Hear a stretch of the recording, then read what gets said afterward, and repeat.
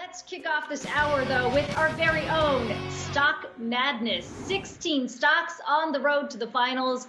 Last week, we had Tesla and Disney advance to the Final Four. Today, we are rounding out the rest of the bracket, and you see our stock pickers there.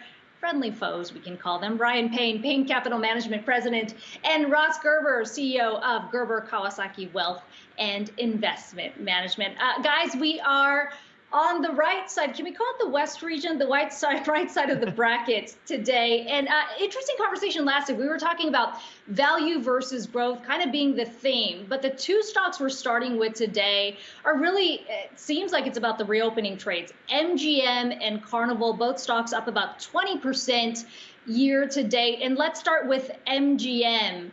Ross, is that your pick? I'm going to say it's your pick here. It's one of my top picks right now. I'm adding to the position, even though we bought it a year ago at like $10, $15, and we're adding here at 40 or 38.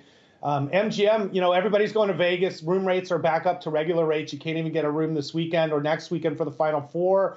The vaccine optimism on the West Coast is huge, and Vegas is the easiest place to go on vacation and have the most amount of fun. So we're very bullish on that. On top of the fact that their online gaming, it's just reported, it's the #1 online gaming app in the country. People are betting like crazy on sports. They're betting crazy on March Madness. MGM. Yeah.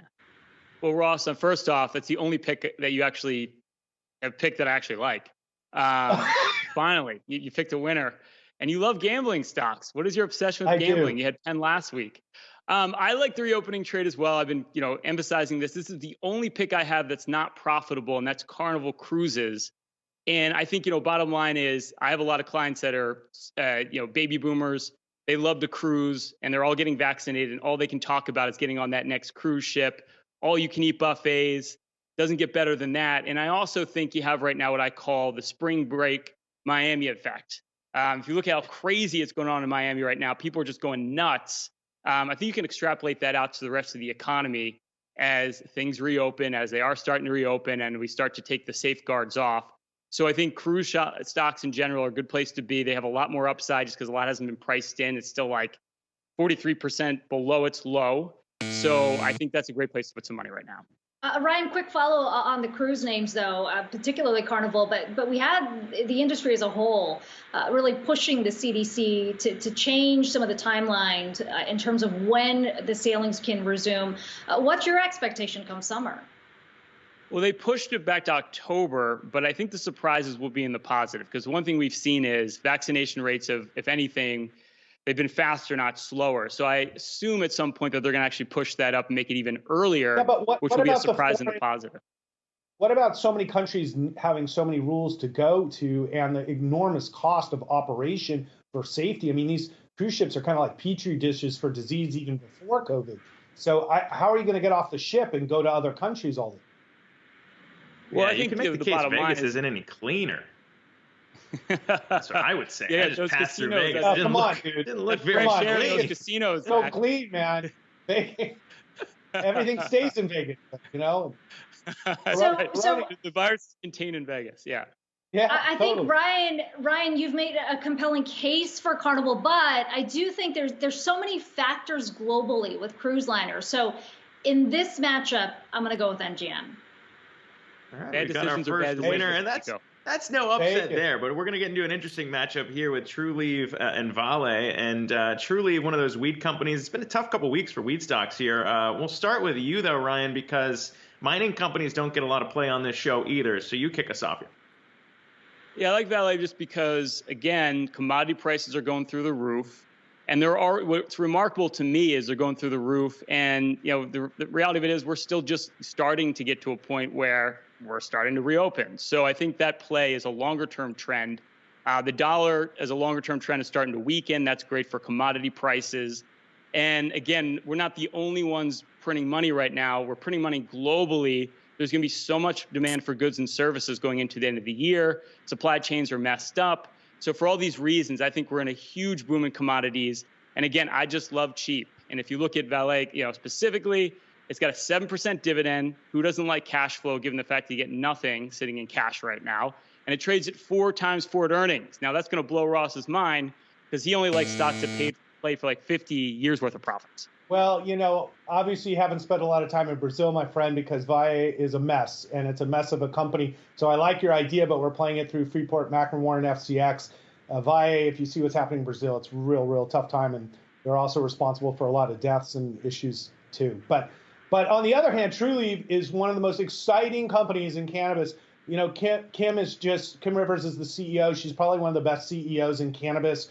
They dominate the Florida market. So you mentioned Miami as being sort of the high point of fun right now, which is probably true. And Florida is going off. But here is a company that has, I think, like 80 or something dispensaries in Florida. And cannabis just got legalized in New York. This is a booming business right now. It's not even comparable to a crappy old. Here's the growth priced in up front. We got to wait and see what New York's going to look like, too, because we heard that deal that it's supposedly agreed to, and we've heard that in New York before. So we're still waiting to see what happens there. But you're right. Trulieve, Kim's been on the show many times talking about growth there. I feel like Ryan's probably going to have a better chance in the other matchup when we're talking commodities and energy. So I'm going to advance Trulieve on this one here, Kiko. I mean, we've got. It feels like we've got a theme going here, guys, because the next matchup also is sort of cannabis against energy, and we're talking about TerrAscend versus Energy Transfer. And Ryan, let's start with you on Energy Transfer. This is a stock that's up, nearly 30% year to date. We've had a lot of guests on who've talked about just how much upside they see for some of these energy stocks, especially as things start to reopen. What do you like here?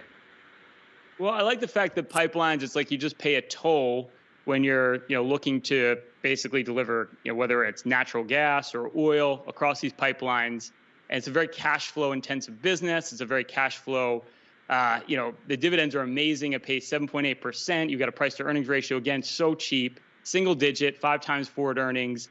And I just have to think, again, we're probably going to use more oil. We're probably going to use more gas. If you look at the emerging markets, the demand, no matter what they tell you about electric vehicles and, solar, all those things are still decades away from being at peak demand. So I think for the next couple of years, the play is going to be fossil fuels. And this is just a great way to play it. This is a great way to collect a lot of cash flow and own assets that are extremely cheap right now and still well below their highs. They're just coming out of a bear market after years. Well, Ryan, I know Energy Transfer well. It's one of the worst companies in the world. They are destroying the environment at a huge clip. I'm a green investor, so Energy Transfer is literally like the devil. But on top of it, it's a bad business. But TerrAscend is green, and TerrAscend is kind of owned by this guy Jason Wild, who's an amazing operator. They know what they're doing. They're expanding in all the markets in Pennsylvania, New Jersey, especially. Missing cannabis is like missing alcohol in 1933, and it's just like the best opportunity I've seen for the next decade out there versus oil, which won't even be relevant in a decade. So I think this is a no-brainer. Yeah, I know. I love Bill 60 Gross years earlier. Of profits baked in. We had Bill Gross earlier. What I'm gathering here, Ross, is we're just going to sit in Vegas. We're going to smoke a lot of weed, and we're just going to gamble our life away. That's the future. That is absolutely right. That's the absolute future. In our EV cars, we're going to smoke weed on our way on autonomous driving to Vegas. I'm doing it next week. To Ryan's one point, though, if there was one cannabis stock that got hit hard in the last couple weeks of sell-off, it was TerrAscend, more so than maybe some of the other competitors. But Akiko, this one's your call. Yeah, I think you nailed it right there. TerrAscend's been under some pressure. Energy, more than anything, I'm gonna give this one to Energy because I want to see another matchup between cannabis and energy instead of cannabis versus cannabis. That's selfishly I'm picking. I'm picking Energy Transfer here. I am curious about the final matchup though, and I'll let you talk about that one, Zach.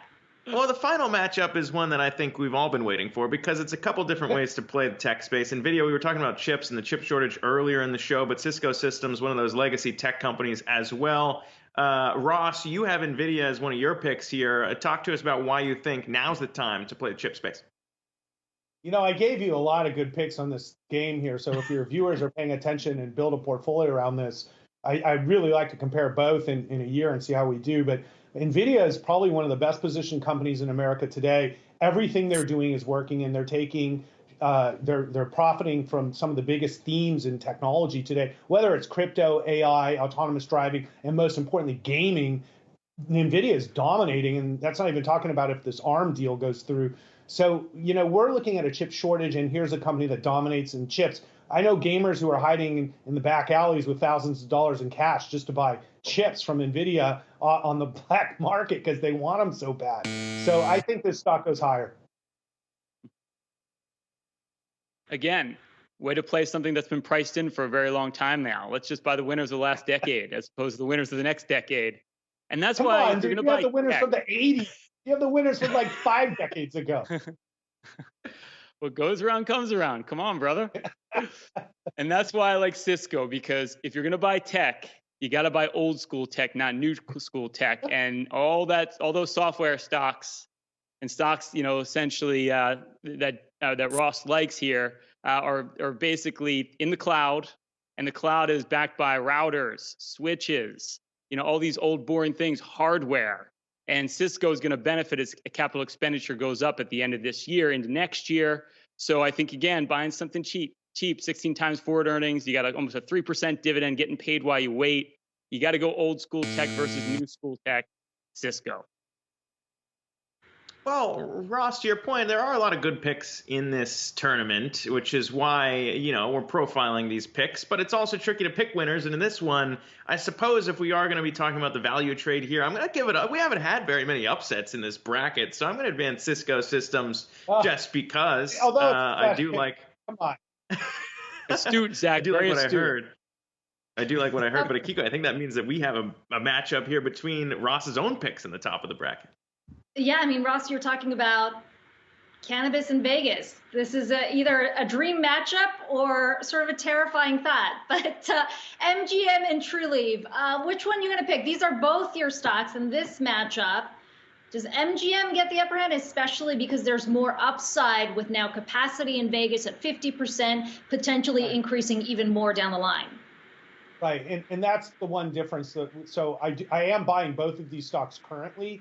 But I would argue on the short term, Vegas has a big pop coming because what we're seeing in room rates and what we're seeing with March Madness betting is huge. And that's like right now where Trulieve is really a longer term play of just consistent growth. We expect a big pop in MGM's business over the next 6 months. So I'm going to pick MGM. It's also just a safer investment as far as, a bigger, well-established company. Ryan, I've put you in the uncomfortable position again of picking one of Ross's stocks. Yeah, you got to pick a growth stock, buddy. Well, first off, this is like, I guess I have to argue with you just to argue with you. So I'm going to have to go with Trulieve, even though I think, again, that, cannabis, all this good news is priced in for years to come. But if it's between smoking weed and gambling, I think Americans just love their weed. And now that we're having legalization across America, we're just going to celebrate, and Trulieve is going to benefit even more than going to casinos and gambling. I guess that's the only thesis I can't argue against you, Ryan. That was your best argument, buddy. I can't argue. It seems like you've got both of you agreeing on Trulieve, so that seems to. You've made the decision easy for me. What will advance Trulieve? Yeah. Where's my weed pen now? I'm going to celebrate. Yeah. I didn't expect that to be coming here, but now we've got the opposite here in Ryan's picks going up against each other, right? We got Cisco Systems and Energy Trans. Talk to me about which one you want to pick here, because it's going to be going up against Ross's pick in the next round. So I might even just let you choose here. Who's going first? You can. Your picks. Talk to me about which one you want. All right, as it should be. No, definitely, Energy Partners is 100% the place to be. I think the most sensitive to global demand is going to be oil, and I just think oil is going up much further from here. It's so dirt cheap. You're getting paid so well. The pipelines just got demolished over the course of the last couple of years. They've just restructured their cost. Their cash flow is so attractive. It's probably, if you could buy anything right now, we could blindly just buy anything. It would be Energy Partners, and then we can come back a year from now, and we can applaud all my great picks. And I'll try not to rub it in, Ross, because I'm a gentleman. Well, Ryan, I'm going to have to tell you haven't read the news about Biden's new clean energy bill, but it's his goal to put these companies out of business. I don't know if you know that.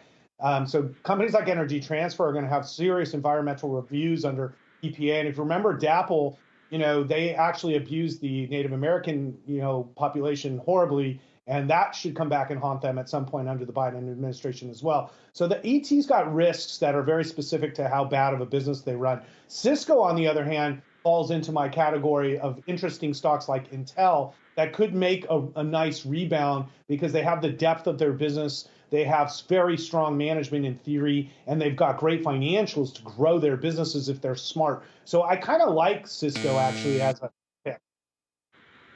Yeah, it's weird to hear you kind of complimenting each other. Insightful. The last two rounds, you're right. They've been complimentary. I think you've convinced me, Ross. I think we're going to have to give this one to Cisco, largely because it does seem like the regulatory headwinds are really forming for the energy sector as a whole. Well, we might see a short-term pop because of the reopenings. It feels it like only limits supply, guys. Only limits supply. That pushes prices higher. Let's, economics. There's plenty of oil. There's plenty of oil, Ryan. There's so much oil. They don't know what to do with it. They just stop. I think we got to cut these. We got to cut these guys off. These guys here. These guys have delivered us. Actually, in all seriousness, we got to thank you guys for coming on here because I did enjoy the way that we've battled in this bracket to get down to our final four, which now actually has some interesting picks: Disney and Tesla, and Trulieve and Cisco. We got a little streaming, got a little EVs, got a little weed, and some old school legacy tech there as well. We'll be breaking it down next week in our final four edition of Stock Madness. But for now, I want to thank you both for coming on here, Ross Gerber and Ryan Payne. Thanks again for another exciting round of Stock Madness here on Yahoo Finance Live.